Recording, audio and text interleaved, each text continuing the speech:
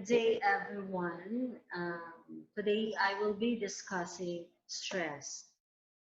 Topic outline: the age of anxiety, the age of stress, definition of stress, fight or flight response, types of stress, positive personal stressors, negative personal stressors, causes of distress, internal sources of distress, habitual behavior patterns, coping with stress, steps to take when feeling stressed, social support for stress relief, and types of social support. Before I'll start, I would like to share you a quote from Hans Saylor. It's not stress that kills us, it's our reaction to it. For some of you, you would agree that stress is a part of our lives. It's there, it's existing, it's something that we cannot escape. However, according to Sale, stress is itself is not the one to kill us, but on how we react to stress. The age of anxiety, the age of stress. As we are witnessing technology bringing enormous positive impact in human life, we are also living dangerously at the level of our mind. Physically, we have improved a lot. We have amassed all the wealth and facility to make ourselves the most comfortable generation ever. On the flip side, all these technological disruptions have silently given birth to a new era altogether, especially the working class is the main victim, which is more self-inflicted. Though technology is very useful, especially in our situation right now with the ACQ, it has a positive impact. It is very useful. However, technology is also a factor causes that can cause anxiety or stress. Uh, with technology, we were able to improve ourselves, our lives. One click away, information is provided. It made our life easier, comfortable. However, like what I've said, it has a downside. It could also be dangerous. What the scholars has to say about the current generation. Peter Drucker, who is the father of modern management, says that it is the age of discontinuity, that is a period of disruption and discontinuity in which the structure and meaning of economy, polity, and society have been radically altered. So the current generation um, is a stage of discontinuity. That means there is an alteration in the normal process. John Galbraith says that it is the age of uncertainty, which means if the current generation is unpredictable. Dr. Carl Albrecht describes the current age to be the age of anxiety, the age of stress. So considering what's happening in corporate workforce, people at different hierarchical levels in the corporate structure, all experiencing this psychological killer. So in the corporate world, they have what they call the psychological killer. And this psychological killer is stress.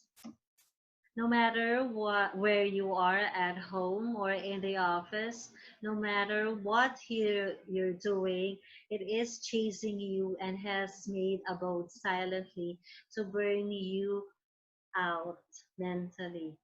So stress is there inside us. It's living inside us, and without knowing, it's slowly killing us, burning us, causing us to burn out mentally. What is stress? So we have definition of stress from the point of view and of psychology, and definition of stress from the point of view of medicine. Hans Selye defined stress as non-specific responses that be resulted from a variety of different kinds of stimuli. Stress is a non-specific response. When there is a stimuli or a stressful event or a situation, we have an individual will respond to it. However, the response is non-specific because the response will depend on how an individual will react to that situation. He redefined stress as the rate of wear and tear on the body. Lazarus and Folkman propose that stress occurs when people perceive that demands from external situations were beyond their coping capacity. Every individual has a different level of coping capacity. My coping capacity will be different from yours. So when a person perceives something, a situation that is beyond his her capacity, then stress occurs. Lazarus explained that experience of stress differs significantly between individuals depending on how they interpret an event and the outcome of a specific sequence of thinking patterns called appraisal. So, like what I have said, that the response to stress and the outcome will depend on how an individual will interpret a situation. Lazarus and Folkman stated that today the definition of stress is the process of interaction from resolution requests from the environment known as the transactional model. Transactional model is the process of continuous change and transformation where every component is changing, such as the people, their environment, and the medium used. So it is a continuous process, and the effect or the result changes in every component, which are the people, their environments, and the medium used. It assumes the communicators to be independent and act any way they want. For example, the, in a situation, every individual will react to the same situation differently and independently, because every person has a different way of interpreting and responding to a situation. So we're done discussing this definition of stress from the point of view of psychology. Let's now go to the definition, the medical definition of stress. Stress is a physical, mental, or emotional factor that causes bodily or mental tension. Stress can be external, that is, stress has two sources or factors, external and internal. Among the external factors are the environment, psychological, or social situations. Internal sources or factors such as illnesses or a person undergoing a medical procedure. Stress can initiate the fight or flight response, a complex reaction of neurologic and endocrinologic system. So how the fight or flight response works. So, fight or flight response is also called acute stress response. According to Goldstein, it refers to a physiological reaction that occurs in the presence of something that is terrifying, either mentally or physically. For example, there is a terrifying situation, and then that that person or the result of that would be physiologic manifestations. The body would react to that terrifying. It's either mentally or physically. The response is triggered by the release of hormones, adrenaline, and noradrenaline that prepare your body to either stay and deal with the threat or to run away to safety. So during stress, our body will respond, okay? And then our body will be triggered and release adrenaline and noradrenaline. These two hormones are responsible for the physical manifestation reactions to stress. And the reason why our body is releasing these hormones is for the body to or for is to prepare the body, and the reaction could be either to stay and deal with that threat or that situation, or to run away to safety. The term fight or flight represents the choices when faced with danger in their environment. You could either fight or flee. For example, there is a stressful situation or a threatful situation. You would either fight or deal with a stressful situation, or you would flee, or you would flight, or stay away from that uh, threat or stressful situation.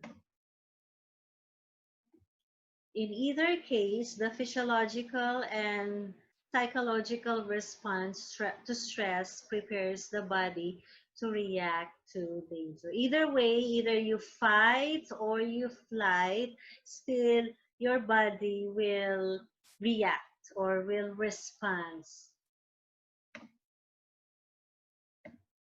According to Sapolsky, stressors are any perturbations in the system or the environment that threaten to disrupt the organism's optimal functioning. And the stress response is the cascade of biological process necessary to return the system to homeostasis. So, when there is a disruption, an alteration, a change in the system or in the environment that would disrupt the optimal functioning of an individual, uh, we will respond to, I mean, definitely the body will respond to it or will respond to it. And in order for the body to return to the to homeostasis, okay, the system will return to homeostasis. According to Ehrenfeld, there are three types of stress. First is acute stress. You know the feeling when you're behind a seemingly all important deadline, and then you get a call from your child's school asking you to come by, or you barely miss a serious car accident. So meeting deadline is a stressful situation, especially at work. And then sometimes uh, we cannot able to meet the deadline, and that is a stressful event. Symptoms of acute stress: increased heart rate, increased blood pressure, migraine, chest pain, irritability. Okay, so these symptoms may appear for a short time and subside when stress eases. Like what I have said, the body will have a physiologic response. And a more example of this physiologic response are this one: anxiety, sadness, headache, back pain, gut problems. Again, these symptoms may appear for a short time and subside when the stress eases. So the second type of stress is episodic acute stress. Some people experience this mini crisis regularly and live in a state of tension. They may be taking on too much or simply be overburdened to worry, and then your body will be tense or angry. In a situation like um, for some reasons you heard a bad news, and you your body will be tense, you will feel tense, and you will get angry. Third type of stress is chronic stress. This is the grinding stress that wears us down over the years. So it arises from serious life problems that may be fundamentally beyond our control. Poverty, war, or racism. It's chronic. It's existing for a long time, just like what is happening now, the pandemic. um, it may not be chronic, but the question is, when will this end? Okay, so it's something that is beyond our control. No one knows yet what will happen in the future regarding this pandemic. If you had a traumatic childhood, you may experience life as chronically stressful even when the surface appears okay. You believe you are perpetually threatened by poverty or illness even when this is untrue. For some people who had experienced traumatic childhood and was not able to manage properly or was not addressed, um, this will really affect the adulthood of that individual. If poorly managed, episodic acute stress can contribute to serious illnesses like heart disease or clinical depression. So it is really important to manage this properly and address it because it can contribute to serious illnesses and clinical depression. Types of stressors: eustress or positive stress. So we are always focused on stress as negative. We always see stress as negative, but for some people stress can be positive, and positive stress is eustress. Eustress has the following characteristics: motivates, focuses energy, it is short term, it is perceived as within our coping abilities, feels exciting, improves performance. Okay, so when we say perceive within our coping abilities, like uh, what I have discussed, that stress occurs if a person perceives a situation that is beyond his or her coping abilities. But with eustress or positive stress, even though there is a stressful situation, the person um, perceives it within his or her coping abilities. Second type of stressor is distress or negative stress. It has the following characteristics: causes anxiety or concern, can be short term or long term, perceived as outside of our coping abilities, feels unpleasant, decreases performance, can lead to mental and physical problems. So in here, negative stress, it is perceived outside of our coping abilities. So the person perceives a situation that is beyond his coping abilities. And negative stress should not be taken for granted because it can lead to mental and physical problems. Positive personal stressors. So stressors are the stimuli or the one causing stress. Receiving a promotion or raise at work. So these are positive, okay, positive stressors. So first is receiving a promotion or raise at work, starting a new job, marriage, buying a home, having a child, moving, taking a vacation, holiday seasons, retiring, taking educational classes, or learning a new hobby. So these are stressors that can uh, cause positive effect to an individual. So negative personal stressors, okay? The death of a spouse,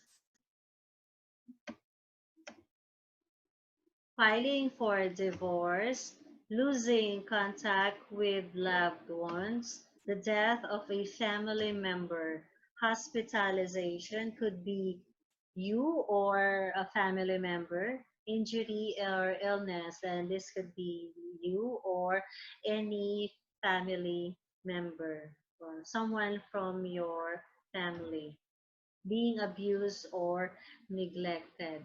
Neglect is a serious issue because for some people they are really neglected, and it is important to address this properly.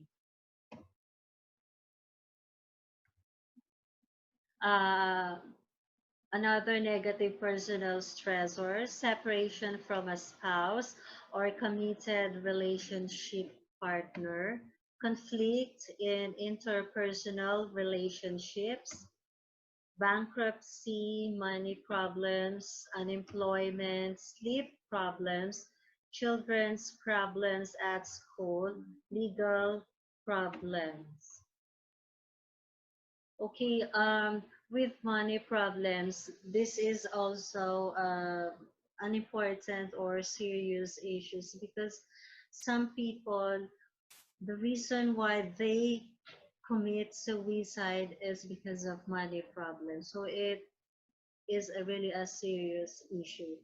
And unemployment, especially if you are the breadwinner or of the family and you are unemployed, you have no job, so it's really a stressful situation. Sleep problems, for some people they could hardly sleep, they have sleep problems. If you experience this, if you were able to sleep just like a few hours, 1 or 2 or 4 hours, when you get up or wake up in the morning, you feel different, you feel weak, your mood is down. That is the reason why sleep is really important. As much as possible, if you can sleep at least 7 hours is a good way to fight stress. Causes of distress. So one cause of distress is work and employment. Excessive demands, job insecurity, conflicts with teammates and supervisors, inadequate authority necessary to carry out tasks. So excessive job demands for some company, they're giving too much work that is beyond the capacity of the person, or work that is no longer within the job description of the person, and on the part of that person it would really cause stress.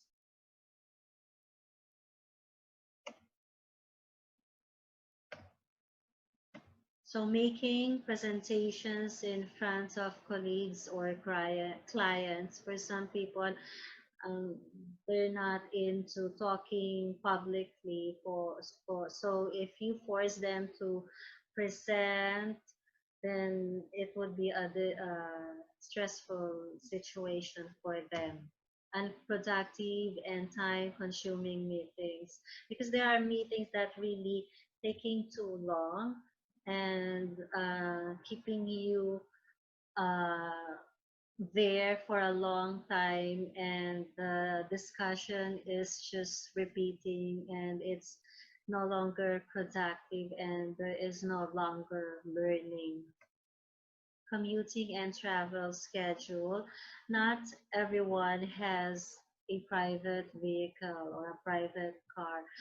For a commuter, it is difficult, it is stressful.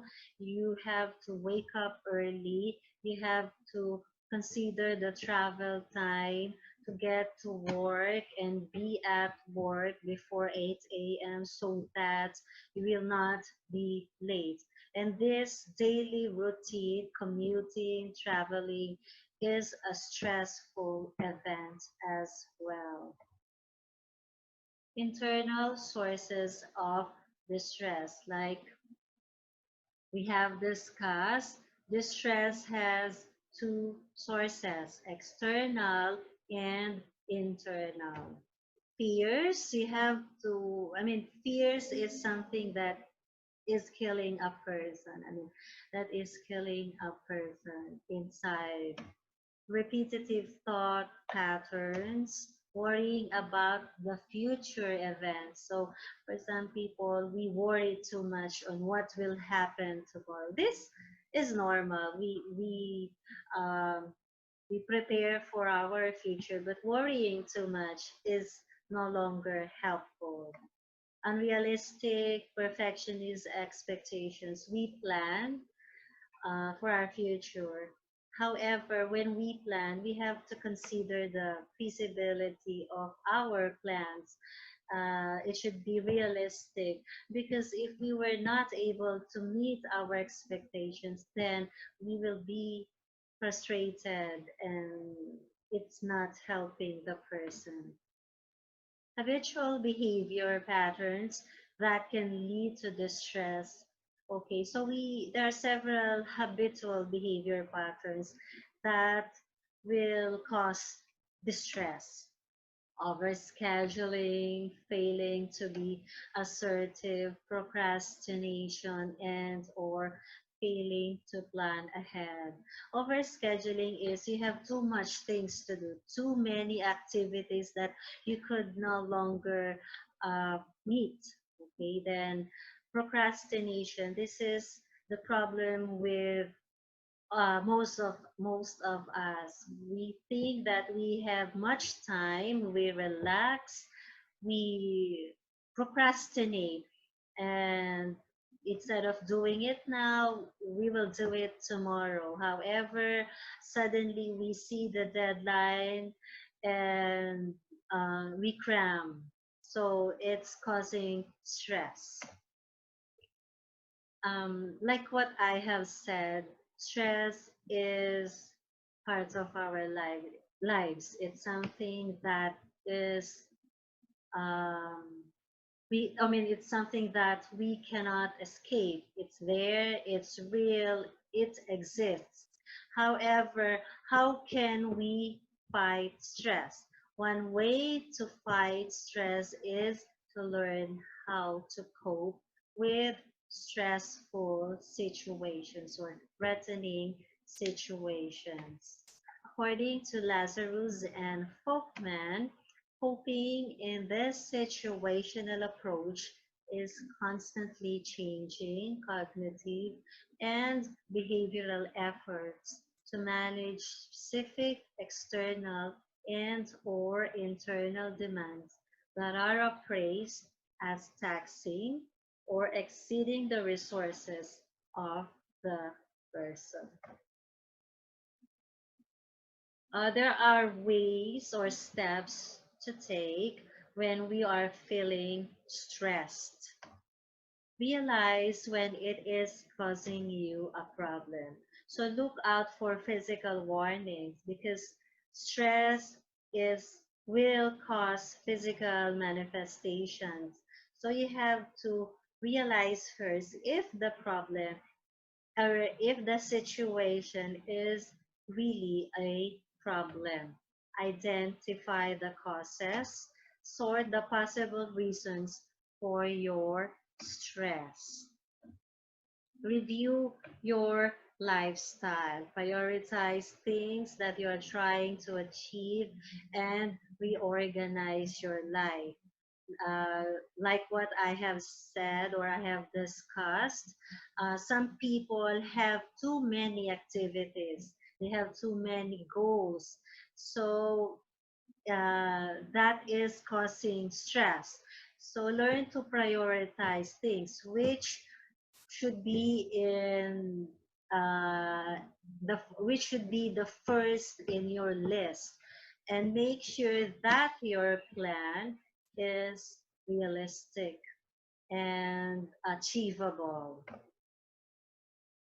Steps to help protect yourself from stress. So how can you protect yourself from stress? You eat healthily, like eating healthy foods. Be aware of smoking and drinking alcohol. Beware of smoking and drinking alcohol. Quit smoking and drinking alcohol. That's the best thing you can do. Exercise, take time out, take time to relax. So after working for 5 days or 6 days, you spend some time for yourself. Spend some time to relax, go out, chill, spend time with your family, uh, with your friends. Pamper yourself. Be mindful, paying attention to your thoughts and feelings in a way that increases our ability to manage difficult situations and make wise decisions. So you have to pay attention with what you feel. Some people, they are already experiencing difficulties, and yet they ignore it, and until such time that they could no longer handle it and the problem is too big for them to handle, and suddenly they would freak out. And okay, get some restful sleep, if possible. uh, Sleep for at least 7 hours or more. But for us working people, I think 6 hours is good enough. Don't be too hard on yourself. Take a few minutes each day to appreciate yourself. This is very important. You have to learn to appreciate yourself, accept yourself, uh, tell yourself that you are beautiful, you are good, you are awesome, you are amazing, and this will help a lot. Social support for stress. Okay. Social support can be great for stress levels, making stressful situations less damaging to your mental and physical health. Social support help people feel less stressed, but it can also actually improve your health and decrease their mortality risk. So there are different ways to uh, cope with stress. You can ask help from friends, families, groups.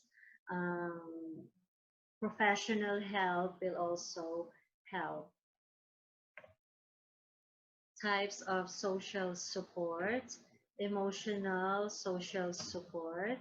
So it is allowing others know that they are valued and offering a shoulder to cry on. Just being there, be a good listener is something, and it will help someone.